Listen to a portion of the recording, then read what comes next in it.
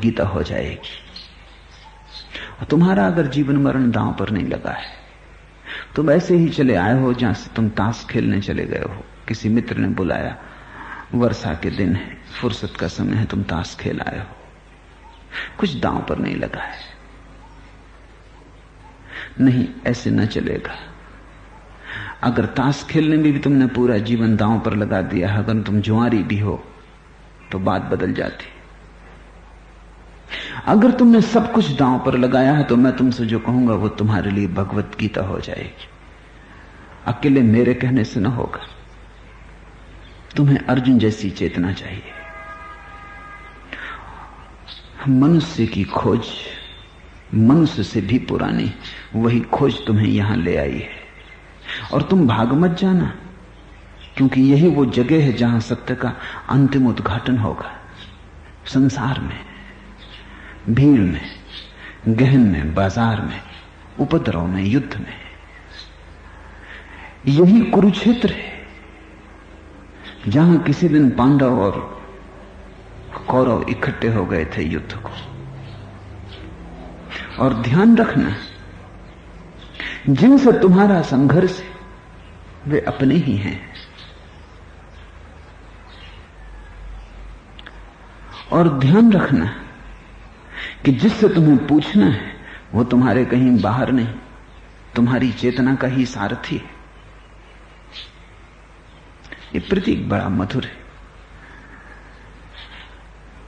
अशोभन भी लगता है सोचकर कि अर्जुन तो रथ में सवार था और कृष्ण सारथी थे। लेकिन बड़े पुराने नियमों के अनुसार सारी कथा को रूप दिया गया है। तुम्हारे भीतर तुम्हारा सारथी है। तुमने कभी उससे पूछा नहीं, तुमने कभी उस पर ध्यान ही न दिया। सारथियों पर कोई ध्यान देता? अर्जुन अनूठा रहा होगा क्योंकि बैठा तो ऊपर था, रथ में था, असली तो वही था, सारथी तो सारथी ही था। घोड़ों की साथ संभाल कर लेता था ठीक, रथ को चला लेता था ठीक। तुम्हें कभी जिज्ञासा उठाए तो कहीं तुम कोचवान से पूछते हो? लेकिन अर्जुन ने सारथी से पूछा। तुम्हें खोजना होगा तुम्हारे भीतर सारथी कौन है। रथ तो साफ है कि शरीर है। मालिक भी तुम्हें पक्का पता है कि तुम्हारा अहंकार है। सारथी कौन है?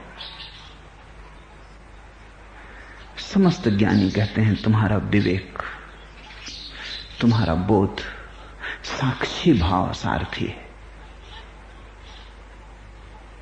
उससे ही पूछना होगा। तुम्हारे साथी से ही उठेगी वो आवाज जिससे तुम्हारे लिए गीता का प्रकाश साफ हो जाएगा और गीते का मार्ग साफ हो जाएगा। गीता क्या कहती है तुम तब तक न समझ पाओगे जब तक तुम्हारा सारथी तुम्हें मिला नहीं।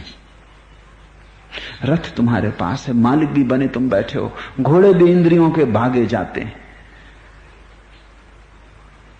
इन सब के बीच सारथी जैसे खो ही गया है,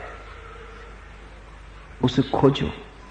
सारी ध्यान की प्रक्रियाएं सारथी को खोजने के लिए